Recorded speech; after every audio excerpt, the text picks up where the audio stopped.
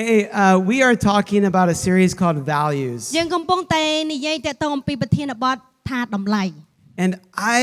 love this because it talks about who we are. សម្រាប់ខ្ញុំចូលចិត្តមែនទែនព្រោះបង្ហាញថាយើងគឺជាអ្នកណា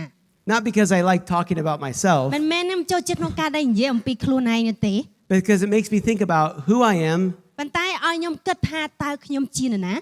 means what am I doing? តើខ្ញុំនឹងធ្វើអ្វី Because what we do determines who we are. ចឹងមានន័យថាអ្វីដែលយើងធ្វើអាចខ្លាយជាខ្លួនយើង If I want to be healthy, ប្រសិនបើខ្ញុំចង់ជាម្នាក់ដែលមានផាសុខភាពល្អសុខភាពល្អ I will exercise. ខ្ញុំនឹងហាត់ប្រាណ If I want to be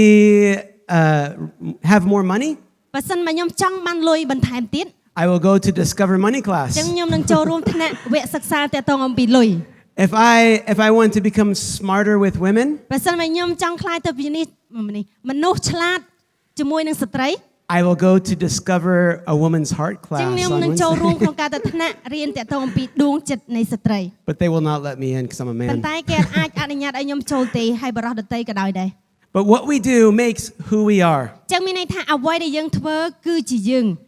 And that's what we talk about values. នេះគឺជាអ្វីដែលយើងនិយាយតាក់ទងអំពីតម្លៃ Tonight we're going to talk about excited ហើយថ្ងៃនេះយើងនិយាយតាក់ទងអំពីការរំភើបរំជួល and hospitable. ហើយបន្ទាប់មកយើងនឹងនិយាយអំពីបដិសណ្ឋាកិច្ច Hospitable. បន្តិសណ្ឋាកិច្ច That's a fun ប word. ដិពាក្យកំ pl ែងពាក្យហ្នឹងដូចពិបាក Hospitable. បដិសណ្ឋាកិច្ច Excited is what we're first going to talk about. ចឹងមានន័យថារំជើបរំជួលគឺនឹងយើងនឹងនិយាយតាក់ទងបន្តិចទៀតនេះ Excited. រំភើបមែនអត់ Rumpop. រំភើប Okay. Excited is the joy of the Lord is our strength. ចឹងមានន័យថារំភើបនោះគឺយើងដឹងអំណររបស់ព្រះជាម្ចាស់គឺជាកម្លាំងរបស់យើង God gives us purpose ចឹងព្រះអង្គប្រទាននៅគោលបំណងមកកាន់យើង for how to live, ដើម្បីឲ្យយើងអាចក្នុងការដែលរស់នៅ and that gives us joy, ហើយផ្ដល់នៅអំណរមកកាន់យើង and we get excited. ដូច្នេះយើងអាចក្នុងការមានសេចក្តីរំភើប And God has a way of doing this. ចឹងព្រះអង្គមានផ្លូវជាច្រើនក្នុងការដែលធ្វើការទាំងអស់នេះ God loves to fill our hearts with wonder. ចឹងព្រះអង្គចូលចិត្តអ្នកដែលមានដួងចិត្តមួយយ៉ាងអស្ចារ្យ The wonder of God, អស្ចារ្យរបស់ព្រះជាម្ចាស់ showing us how amazing life can be. បង្ហាញយើងតាក់ទងអំពីជីវិតយ៉ាងអស្ចារ្យសម្រាប់មនុស្សលោកនេះ God made everything around us. ព្រះអង្គបានបង្កើតអ្វីៗទាំងអស់នៅជុំវិញខ្លួនយើង This is a miracle. នេះគឺជាការអស្ចារ្យ I mean, think about how far away the star is. ឥឡូវសូមគិតមើលតើចម្ងាយនៃផ្កាយនោះវាមានរយៈឆ្ងាយប៉ុណ្ណា Millions and millions of kilometers away. មានន័យថារាប់លានម៉ែត្រផ្សេងពីគ្នាគីឡូ Kilo. ហ៎ But yet we can still see the light. ប៉ុន្តែយើងនៅតែអាចក្នុងការដែលមើលផ្កាយនឹងឃើញ That's amazing. វាពិតជាអស្ចារ្យមែន That makes us say, wow, វាអាចនិយាយថាខ្ញុំអាចនិយាយថា wow I'm excited about life. ខ្ញុំពិតជារំភើបមែនទែនសម្រាប់ជីវិតរបស់ It's ខ្ញុំ amazing. វាពិតជាអស្ចារ្យ He also does amazing things inside of us. ទ្រង់ក៏ធ្វើអ្វីយ៉ាងអស្ចារ្យនៅក្នុងជីវិតរបស់យើងដែរ The miracle in our hearts. គឺការអស្ចារ្យនៅក្នុងដួងចិត្តរបស់យើង And that fills us with wonder. នេះគឺបំពេញយើងជាមួយនឹងក្តីអស្ចារ្យ See, God made everything. អញ្ចឹងយើងឃើញហើយថាព្រះអង្គគឺជាអ្នកដែលបង្កើតអ្វីៗទាំងអស់ And He made it for us to know Him. អញ្ចឹងមានន័យថាទ្រង់បង្កើតការទាំងអស់ហ្នឹងដើម្បីឲ្យយើងអាចក្នុងការដែលស្គាល់ទ្រង់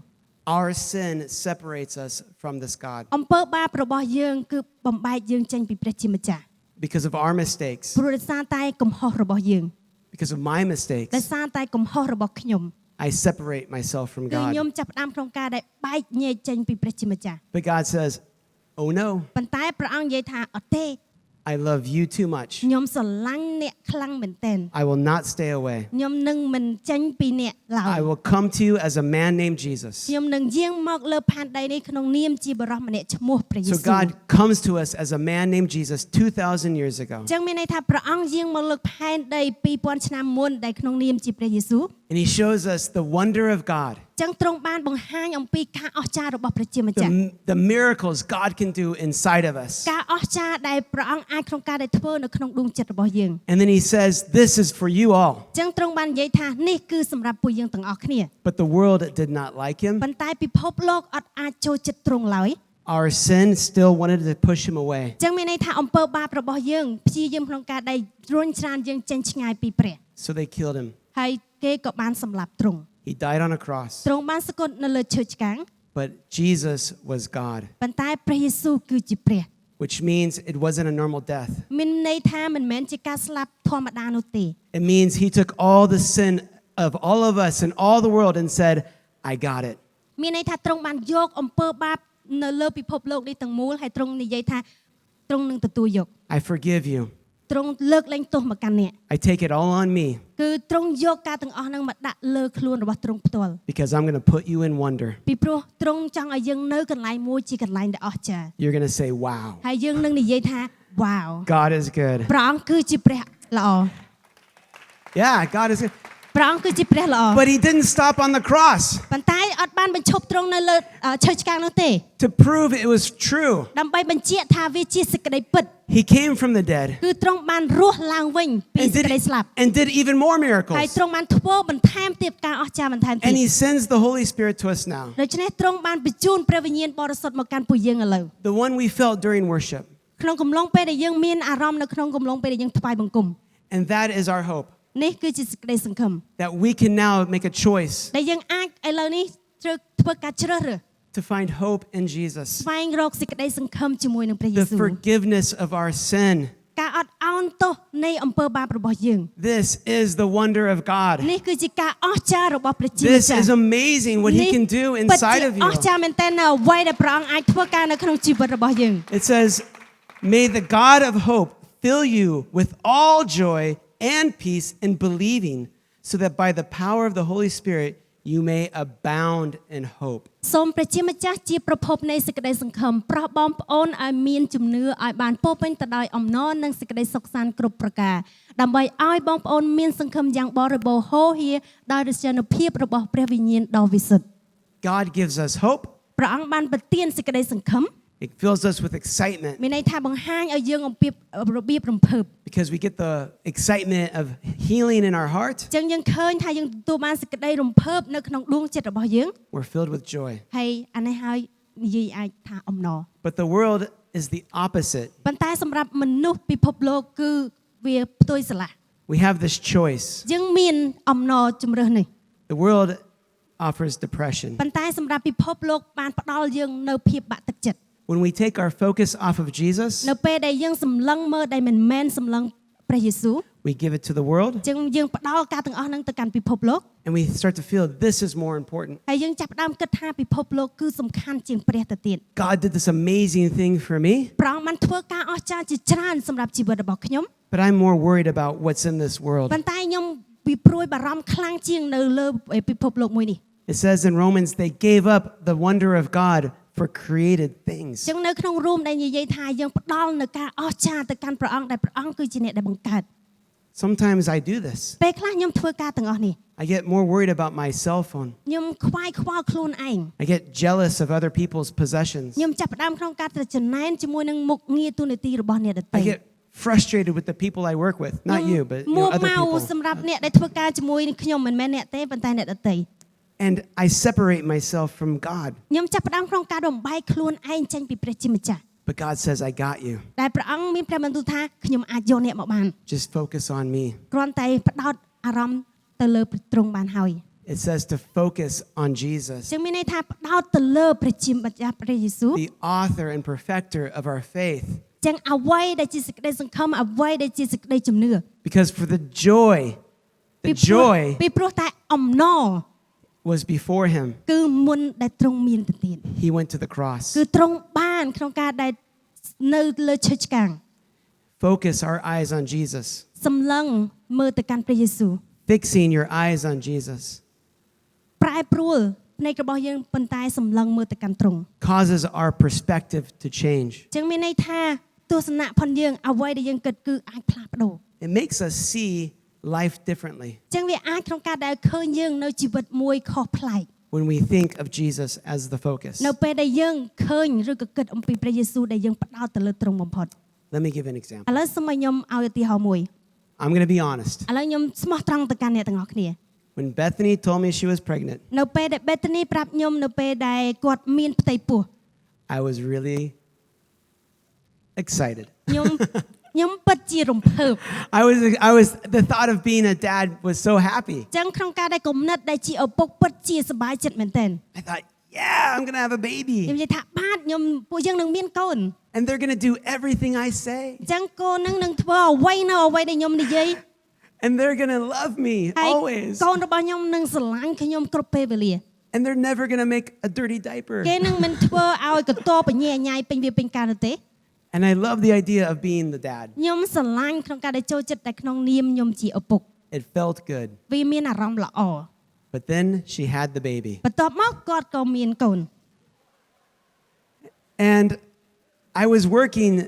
60, 70 hours a week at my job. ចឹងមានន័យថាខ្ញុំបានធ្វើការឡើង60ម៉ោង70ម៉ោងសម្រាប់ការងាររបស់ខ្ញុំ I was going to school full time. ខ្ញុំបានទៅសាលារៀនពេញម៉ោង I was building my home. ហើយខ្ញុំបានកសាងផ្ទះ I was not a good time management. ហើយខ្ញុំអត់បានរៀបចំពេលវេលាល្អគ្រប់គ្រាន់នោះទេ That's a good Discover class, time management. តែប្រហែលជាពេលវេលា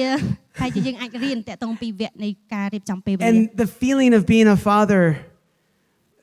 not so good. ចឹងអារម្មណ៍ដែលក្នុងនាមជាឪពុកនឹងអត់សូវស្រួលវិញ My focus was on my emotions. ចឹងរាល់ការសម្លឹងរបស់ខ្ញុំគឺទៅនឹងអារម្មណ៍របស់ខ្ញុំ So I look back to Jesus ចឹងខ្ញុំក៏លេចទៅមើលព្រះយេស៊ូវ and I say, Jesus, who am I? ខ្ញុំនិយាយថាព្រះយេស៊ូវតើខ្ញុំជានរណា And what should I do? តើខ្ញុំគួរតែធ្វើយ៉ាងម៉េច So Jesus says, you are her father, ហើយព្រះយេស៊ូវមានព្រះបន្ទូលថាអ្នកគឺជាឪពុករបស់កូនស្រីរបស់អ្នក and you will love her through the pain. ចឹងមានន័យថាអ្នកនឹងស្រឡាញ់កូនរបស់អ្នក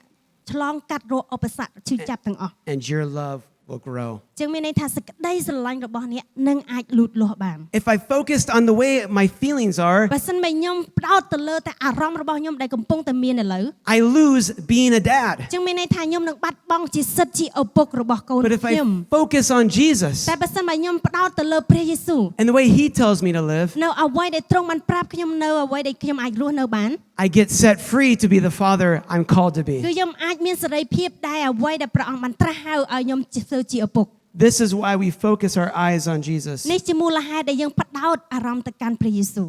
So Jesus has gifts for us. ចឹងមានន័យថាព្រះយេស៊ូវមានកាដូសម្រាប់អ្នកទាំងអស់គ្នា Who likes gifts? អ្នកណាចូលចិត្តកាដូ Yeah, anybody? អូខេ Well, I have some gifts ចឹង here. មានន័យថាខ្ញុំមានកាដូមួយចំនួន This is a gift for somebody here. សម្រាប់កាដូនេះគឺនឹងអាចជាកម្មសិទ្ធិអ្នកណាម្នាក់នៅទីនេះ Who would like it? អ្នកណាចូលចិត្តចង់បាន Oh, yeah. Well, honestly, the people not raising their hand is like, I really want ចឹង it. មានន័យថាប្រហែលជាអ្នកអត់លើកដៃអូខ្ញុំពិតជាចង់បានណា So this is a gift for somebody. អានេះគឺជាកាដូទៅសម្រាប់អ្នកណាម្នាក់ Who would like it? អ្នកណាចង់បាន I give it to somebody. អូខេខ្ញុំនឹងបកគលទៅកាន់ខាងនេះ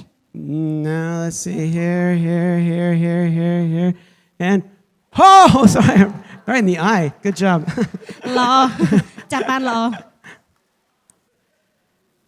God has gifts for us. ចឹងព្រះអង្គមានកាដូសម្រាប់ពួកយើងទាំងអស់គ្នា When I was handing out this gift, នៅពេលដែល we handed out the gifts, នៅពេលដែលខ្ញុំហុចកាដូទៅឲ្យ you felt that excitement, ចឹង right? យើងមានអារម្មណ៍រំភើបមែនអត់ What if you choose me? ចុះបើសិនជាគាត់ជ្រើសរើសខ្ញុំ He's not looking at me. តែពិតគាត់អត់បានមើលមកកាន់ខ្ញុំទេ Maybe I should raise my hand. ប្រហែលខ្ញុំគួរតែលើកដៃសម្រាប់ទទួលបានកាដូហ្នឹង You know, the excitement. នេះគឺជាការរំភើប That's the excitement we are called to have for us. នេះជាការរំភើបដែលយើងគួរតែមានសម្រាប់ជីវិតរបស់យើង God is, it's the idea of we should be excited for me. ចឹងមានន័យថាគំនិតគឺយើងត្រូវការរំភើបសម្រាប់ខ្លួនឯង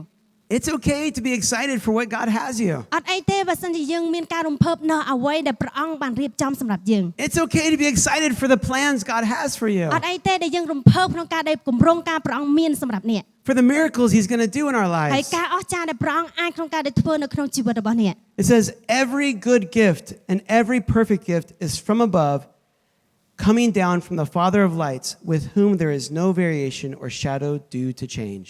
គ្រប់អំណោយដ៏ល្អវិសេសនិងអ្វីទាំងប្រមាណនៅគ្រប់លក្ខណៈដែលយើងបានទទួលសុទ្ធតែជាមកពីលើទាំងអស់គឺមកពីព្រះបិតាដែលបង្កើតពន្លឺព្រះអង្គមិនចេះប្រែប្រួលក្រឡាស់ទេហើយនៅក្នុងព្រះអង្គសូមតែស្រមោលនៃការប្រែប្រួលក៏គ្មានផង No matter your situation, ទោះបីជាកលៈទេសៈស្ថានភាពរបស់យើងយ៉ាងម៉េចក៏ដោយ if it looks bright and good បើសិនជាមើលទៅវាល្អ or dark and bad, ឬក៏អាក្រក់ឬក៏ល្ងឹត God has gifts for you. ចឹងមានន័យថាព្រះអង្គនៅតែមានកាដូអំណោយសម្រាប់អ្នក It may not always be the gift you want, ប្រហែលជាមិនមែនជាអំណោយដែលអ្នកចង់បាន but He gives good gifts ប៉ុន្តែទ្រង់នឹងឲ្យអំណោយល្អសម្រាប់ជីវិតរបស់អ្នក to help you, ដើម្បីជួយអ្នក to guide you. ដើម្បីដឹកនាំអ្នក It may not be the gift of you can feel good now, ប្រហែលជាមិនមែនអំណោយដែលយើងទទួលបានយើងមានអារម្មណ៍ស្រួលឥឡូវ but it's the gift of you will get through this ប៉ុន្តែជាអំណោយមួយដែលយើងនឹងឆ្លងកាត់ការទាំងអស់នេះ and you will get better. ហើយយើងនឹងមានអារម្មណ៍ធូរស្បើយ God sees the best version of you, ចឹងមានន័យថាព្រះអង្គឃើញអ្វីដែលល្អឥតខ្ចោះសម្រាប់អ្នក and His desire is to create that and bring that out of you. ចឹងការសម្រេចចិត្តការទាំងអស់ហ្នឹងគឺគាត់ចង់ឲ្យចេញពីជីវិតរបស់យើង It's going to be good, គឺការទាំងអស់ហ្នឹងនឹងល្អ so focus on Jesus. ចឹងសូមផ្ដោតទៅព្រះយេស៊ូវ The other thing to be excited for is excited for others. ចឹងមានន័យថាមួយទៀតដែលយើងគួរតែរំភើបសម្រាប់អ្នកដទៃ To have excitement of what God can do in someone else's life. រំភើបសម្រាប់អ្នកដទៃនៅអ្វីដែលព្រះអង្គធ្វើការអស្ចារ្យឬក៏ធ្វើសម្រាប់ជីវិតអ្នកដទៃ I'm very excited for some people in this room. ចឹងខ្ញុំពិតជាសប្បាយរំភើបនៅមនុស្សដែលព្រះអង្គនឹងធ្វើការនៅក្នុងបន្ទ I ប់មួយនេះ can't wait to see what God's going to do in your life. ខ្ញុំអាចក្នុងការទន្ទឹងរង់ចាំមើលថាព្រះអង្គនឹងធ្វើការអីនៅក្នុងជីវិតរបស់អ្នក You know, like your ideas and your passions, and I see God speaking to you, and it's គំនិតរបស់អ្នកភាពឆេះឆួលរបស់អ្នកខ្ញុំពិតជារំភើបខ្លាំងមែនទែន sounded a little like a girl there. Okay. It says this, in the same way, ហើយក្នុងរបៀបផ្លូវតែមួយ I tell you, there is joy in the presence of God's angels over one sinner who repents. ខ្ញុំសូមប្រាប់អ្នករាល់គ្នាថាទេវតារបស់ព្រះជាម្ចាស់នឹងមានអំណរសប្បាយជាខ្លាំងដោយមានមនុស្សបាបតែម្នាក់កែប្រែចិត្តគំនិត Can you imagine heaven? ឥឡូវសូមសមាសម័យនៅនគរឋានសួគ៌ And one sinner repents. មានម្នាក់ដែលធ្វើបាប One person experiences the forgiveness of Jesus inside of them. ហើយបរិសម្នាក់ហ្នឹងគាត់មានការទទួលបានការអត់ឱនទោសនៅក្នុងជីវិតរបស់គាត់ Can you imagine the party in heaven with all the angels celebrating a sinner like Ronnie? ចឹងយើងឃើញថារាល់នគរឋានសួគ៌មានការអបអរសាទរជួបគ្នាដូចជាមុខរបស់រ៉ានីចឹង And how much joy the angels are like, យើង yeah! ឃើញថាទេវតាពិតជាមានអំណរទឹកមុខស្រស់ស្រាយខ្លាំងមែនទែន You think our music is loud? Get ready. ស្ដាប់អត់បាន What? Talking about my music? All right. So that's just one person. អានេះគ្រាន់តែជាមនុស្សម្នាក់តែប៉ុណ្ណោះ But imagine if it was the people around you ឥឡូវសម័យថាអ្នកដែលនៅជុំវិញខ្លួនយើង giving their lives to Jesus, ដែលគាត់បានបកគលជីវិតរបស់គាត់ទៅកាន់ព្រះយេស៊ូវ experiencing the forgiveness of God. មានបទពិសោធន៍ក្នុងការលើកលែងទោសហើយបកគលការទាំងអស់នឹងទៅកាន់ទ្រង់ Can you imagine the party in heaven? តែយើងអាចក្នុងការដែលសម្លឹងមើលសម័យមើលថាពិធីជប់លៀងនៅនគរឋានសួគ៌ How យ៉ាងម៉េច exciting that's going to be. ហើយតើការរំភើបនឹងយ៉ាងម៉េចនៅនគរឋានសួគ៌នោះ And even more. ហើយវាលើសពីការរំភើបនឹងទៀត Imagine all three of our celebrations, ឥឡូវសូមសម័យរកកម្មវិធីរបស់យើងទាំង3 from the kids to the big kids, you guys. តែពីកូនក្មេងទៅមកមនុស្សធំដូចពួកយើង The excitement of all the people in heaven knowing Jesus. ចឹងមានន័យថាការរំភើបដែលមនុស្សជាច្រើនក្នុងការដែលស្គាល់អំពីព្រះយេស៊ូវ For the last 5 years, ហើយប្រហែលជា5ឆ្នាំហើយ encountering the forgiveness and love of តែ God. ពួកគាត់មានបទពិសោធន៍មានការទំនាក់ទំនងជាមួយនឹងព្រះជាម្ចាស់ហើយអត់ឱនទោស And even more. ហើយខ្ញុំដឹងថាវាលើសពីការទាំងអស់ហ្នឹងវាមានច្រើនទៀត Imagine the entire world right ឥ now, ឡូវសូមសម័យថាមនុស្សពិភពលោកនឹងទាំងមូលទាំងអស់ this Sunday, ដែលសម្រាប់ថ្ងៃអាទិត្យនេះ coming to know and grow in Jesus. ដែលពួកគាត់មកក្នុងការដែលមកជួបមកស្គាល់អំពីព្រះយេស៊ូវហើយលូតលាស់ជាមួយនឹងទ្រង់ Millions of people. ចឹងមានន័យថាមនុស្សរាប់លាននាក់ The excitement in heaven. ហើយការរំភើបហ្នឹងពិតជាមានខ្លាំងមែនទែននៅនគរឋានសួគ៌ Woo! They get it. ចឹងមានន័យថាពួកគាត់ចូលមកស្គាល់អំពីព្រះវរបិតាចឹងមានន័យស្គាល់ព្រះយេស៊ូវ But even more. ចឹងមានន័យថាមានការរំភើបបន្ថែមទៀត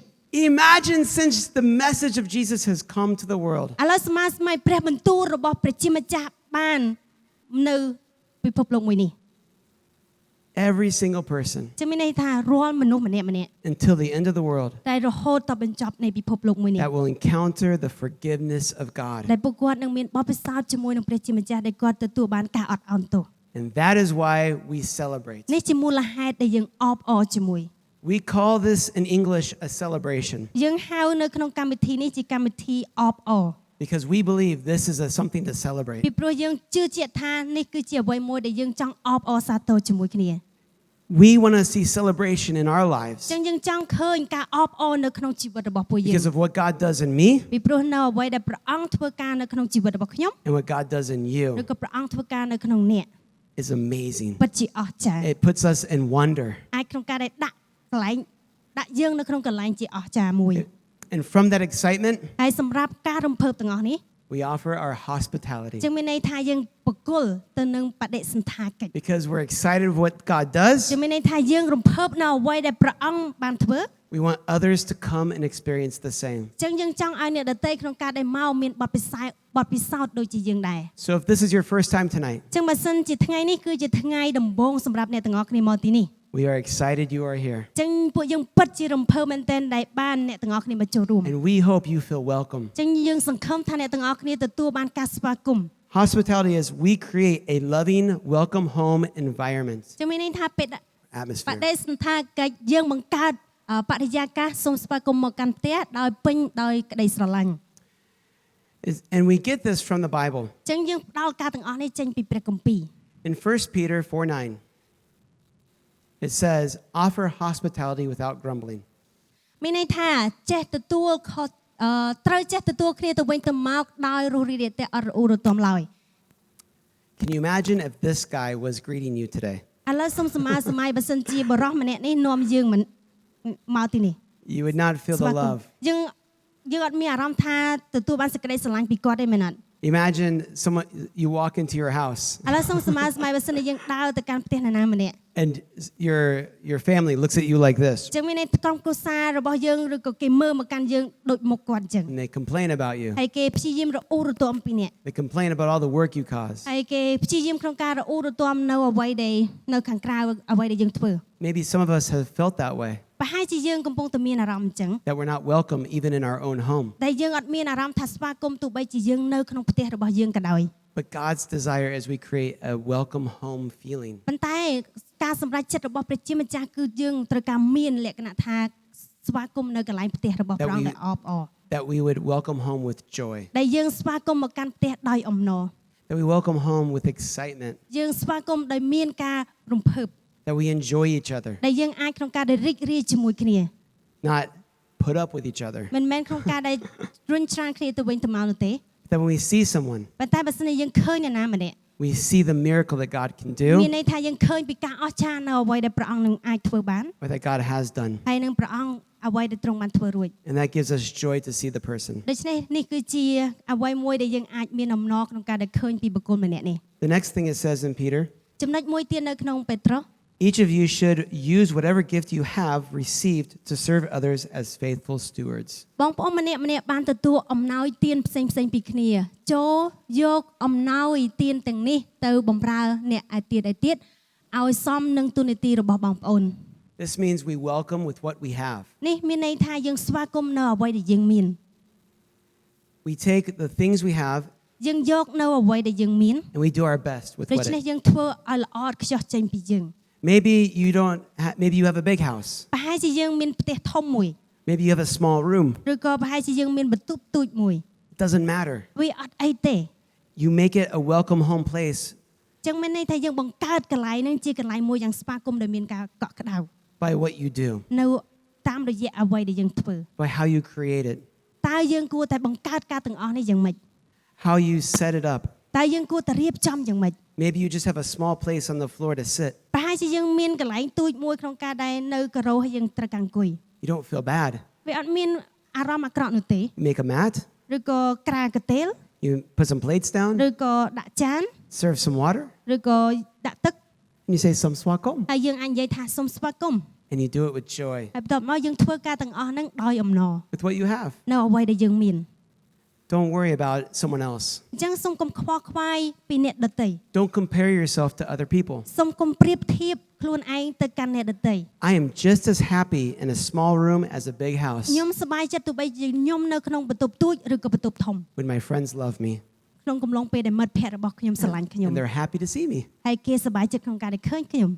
I'm just as happy. ខ្ញុំនឹងសប្បាយចិត្ត You know what I mean? មានយល់ដល់នៅ Yes, អ្វីដែលខ្ញុំ okay. និយាយ Next, he says, if anyone speaks, they should do so as one who speaks the very words of God. បើអ្នកណានិយាយត្រូវនិយាយឲ្យស្របតាមព្រះបន្ទូលរបស់ព្រះជាម្ចាស់ We want to welcome with conversation. អញ្ចឹងយើងចង់ស្វាគមន៍ជាមួយនឹងការសន្ទនា We don't want you just come in here, listen to me, and leave. យើងមិនចង់ឲ្យអ្នកក្នុងការដែល No. មកហើយស្ដាប់ខ្ញុំហើយបន្ទាប់មកចេញទេ We want you to take time to know you អញ្ចឹងពួកយើងចង់ក្នុងការដែលចំណាយពេលស្គាល់អ្នក and for you to know us. ហើយឲ្យអ្នកស្គាល់ខ្ញុំស្គាល់អ្នកទៅវិញទៅមក That's why we have dinner afterwards. នេះជាមូលហេតុដែលយើងមានការញ៉ាំអាហារពេលល្ងាចចាប់ពីកម្មវិធីរបស់យើង And what I love is the last few weeks I watch some people, they go outside because they don't want to eat, and that's okay. អញ្ចឹងពី3សប្តាហ៍ខ្ញុំបានកលេចមើលគាត់សម្គាល់មើលថាមានមនុស្សមួយចំនួនគាត់ពេលដែលចាប់កម្មវិធីគាត់ចេញគាត់អត់ញ៉ាំអាហារអត់អីទេ But I watch some of the leaders in our church, they run outside just to go talk to them. តែប៉ុន្តែខ្ញុំឃើញមេដឹកនាំមួយចំនួនគាត់រត់ទៅខាងក្រៅដើម្បីក្នុងការដែលនិយាយជាមួយអ្នកដែលទៅផ្ទះនោះ The reason we have a first-time visitor table is we want to talk to you and មូល get to know ហេតុដែល you. យើងមានតុសម្រាប់ទទួលភ្ញៀវអ្នកដែលមកទី1គឺយើងចង់មានភាពទំនាក់ទំនងស្វាគមន៍គ្នាទៅវិញទៅ And ម we ក want to speak words of life into you. អញ្ចឹងពួកយើងចង់និយាយពាក្យដែលជាពាក្យនៃជីវិតទៅកាន់អ្នក And lastly, ហើយចំណុចចុងក្រោយ it says if anyone serves, they should do so with the strength God provides. បើអ្នកណាបម្រើត្រូវបម្រើតាមកម្លាំងដែលព្រះជាម្ចាស់ប្រទានឲ្យ We believe God can do miracles យើងជឿជាក់ថាព្រះអង្គអាចធ្វើការអស្ចារ្យបាន as He provides the strength to do so. ដែលទ្រង់គឺជាអ្នកដែលផ្ដល់នៅកម្លាំងមកកាន់យើង So we welcome you with power អញ្ចឹងយើងស្វាគមន៍អ្នកជាមួយនឹងអំណាច that God wants to do a miracle in your life. ដែលព្រះអង្គអាចធ្វើការអស្ចារ្យនៅក្នុងជីវិតរបស់អ្នក That God is here for you. ដែលព្រះអង្គនៅទីនេះគឺសម្រាប់អ្នក And that's why we do a prayer meeting. នេះជាមូលហេតុដែលយើងមានការអធិដ្ឋានជាមួយគ្នាពេលដែលចប់កម្មវិធី That's why maybe in your life it's important to welcome people and pray for them. អញ្ចឹងប្រហែលជាក្នុងជីវិតរបស់យើងទាំងអស់គ្នាគឺយើងត្រូវការស្វាគមន៍ហើយអធិដ្ឋានសម្រាប់គេ You may not feel like my faith is not so big. ពេលខ្លះយើងមានអារម្មណ៍ថាសេចក្តីជំនឿរបស់ខ្ញុំអត់គ្រប់គ្រាន់ But God says with just a little bit of faith, ប៉ុន្តែព្រះអង្គមានព្រះបន្ទូលថាមានតែសេចក្តីជំនឿតិចតិច I can do a whole lot of stuff ខ្ញុំអាចក្នុងការដែលធ្វើបានអ្វីជាច្រើន because He's all the power we ពី need. ព្រោះដោយសារតែព្រះអង្គគឺជាព្រះដែលមានអំណាចដែលយើងត្រូវការ So if you feel not so much faith, I don't know, I don't pray out loud very well. ប្រសិនបើយើងមានអារម្មណ៍ថាយើងមានសេចក្តីជំនឿតិចតិចហើយយើងអាចក្នុងអធិដ្ឋានលឺបាន Just focus on Jesus ឥឡូវគាត់តែផ្ដោតទៅលើព្រះយេស៊ូវ and get excited ហើយសូមឲ្យមានចិត្តរំភើប because it's going to be something big. ចឹងខ្ញុំដឹងថានឹងមានអ្វីយ៉ាងធំកើតឡើង It's not about the house. មិនមែនមកពីផ្ទះនោះទេ It's about what we do in the ប៉ុ house. ន្តែគឺអ្វីដែលយើងធ្វើនៅក្នុងផ្ទះ God gives us this building, ព្រះអង្គបានផ្ដល់នៅអាគារមួយនេះមកកាន់យើង but we are the ones who give the welcome. ប៉ុន្តែយើងគឺត្រូវការជាម្នាក់ដែលជាអ្នកស្វាគមន៍ God gives you your home. ព្រះអង្គបានផ្ដល់ទៅផ្ទះទៅកាន់អ្នក He provides the money for your room, ទ្រង់បានផ្គត់ផ្គង់ទៅនឹងថវិកាអីសម្រាប់នៅក្នុងបន្ទប់របស់អ្នក but it's your choice to make it a welcome home. ប៉ុន្តែគឺជាជំរើសរបស់អ្នកដែលអ្នកធ្វើផ្ទះនឹងគឺជាផ្ទះពោរពេញទៅដោយការស្វាគមន៍ And as a church, God has blessed us with a beautiful place. ចឹងមានន័យថាក្នុងនាមយើងជាក្រុមជំនុំនៅកន្លែងនេះមានកន្លែងស្អាតច្រើន Nice screen, មាន screen ស្អាត but the screen saying welcome home ប៉ុន្តែបើសិនជានៅលើ screen នេះនិយាយថាសូមស្វាគមន៍មកកាន់ផ្ទះ does not replace you. ប៉ុន្តែវាមិនមែនជំនួសអ្នកនោះឡើយ And if you come to this church, តែបើសិនបើយើងមកនៅក្នុងក្រុមជំនុំនេះ